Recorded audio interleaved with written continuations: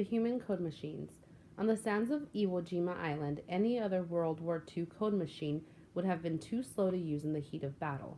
But the Marines had highly mobile cryptographs, each with two arms, two legs, and an unbreakable code. Now stosi thanzi dibe shida danesa tik shush waloki moasi lin aki. Ordinary Marines listening to this babble were as baffled as Japanese soldiers intercepting the messages.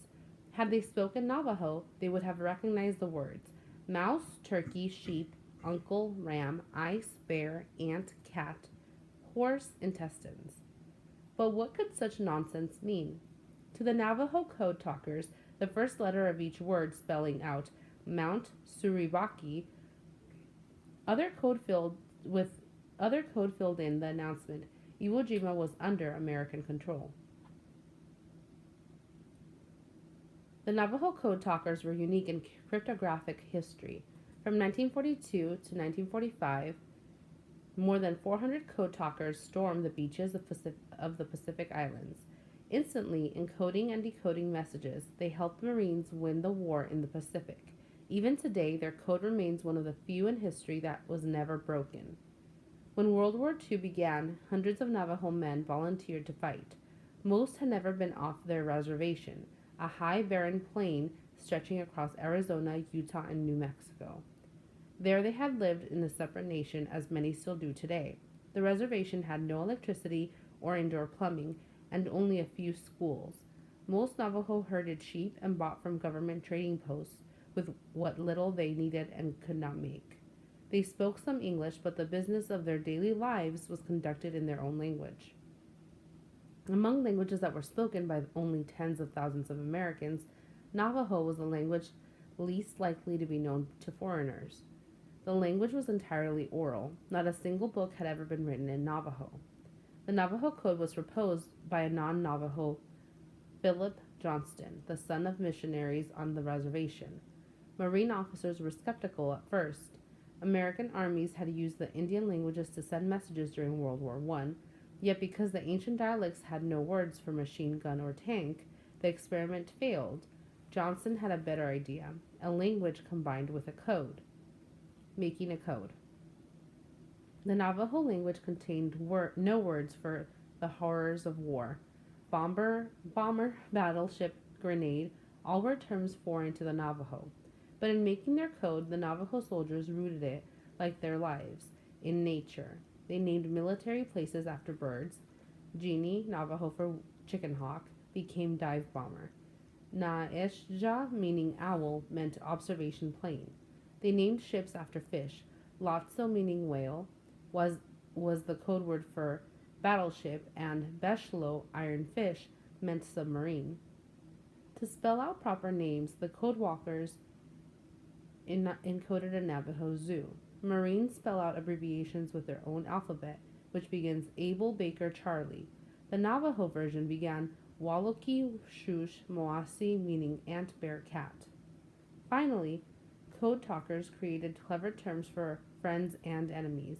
Lieutenant was translated as 1 silver bar. Mussolini, Italy's fascist dictator, was Adi Yats Ibi So, big gourd chin. Hitler became Dag Heilig, mustache smeller. Test time.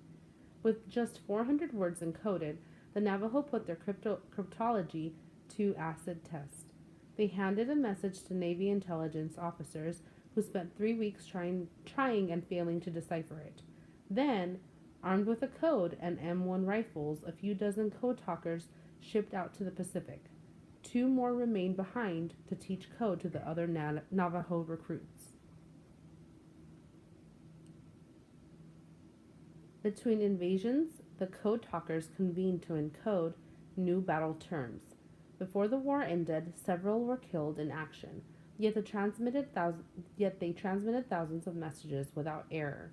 In a language that needs no decoding, Marine Major Howard Connor assessed their contribution. Without the Navajos, Connor said, the Marines would have never taken Iwo Jima. Number 6. Which sentence best states the main idea of the text? A. Navajo Indians have a language well suited to creating codes. B. Ordinary Navajo words were used to create code names for words related to war. C. The Navy was unable to break the code. D. Iwo Jima was an important battle to win in World War II. Number 7. Which two details from the article support the answer in question 6? A. The business of their daily lives was conducted in their own language. B. Navajo was the language least likely to be known by foreigners. C. The Navajo soldiers rooted it, like their lives, in nature. D. Lotso, meaning whale, was the code word for battleship. E. Marines spell out abbreviations with their own alphabet. F. Remained behind to teach the code to Navajo recruits. Number 8. What was the coded name for Hitler? A. Naishja, B. Wallaki, C. Adiyats Ibitosh, D. Daghailik. Number 9. In Human Code Machines, how does the author support the idea that the Navajo soldiers were able to make a code related to war even though their language lacked words for it? A. By including photographs. B. By providing examples of their code words. C. By including an anecdote about how the Navy couldn't break the code. D. By describing the several times they met to encode new words. Number 10. In Human Code Machines, the author uses a word that means the same as doubtful in the text. Select the word from the paragraph below that has the same meaning as doubtful. The Navajo Code was proposed by a non-Navajo, Philip Johnston, the son of missionaries on the reservation. Marine officers were skeptical at first. American armies had used the Indian language to send messages during World War I. Yet because the ancient dialects had no words for a machine gun or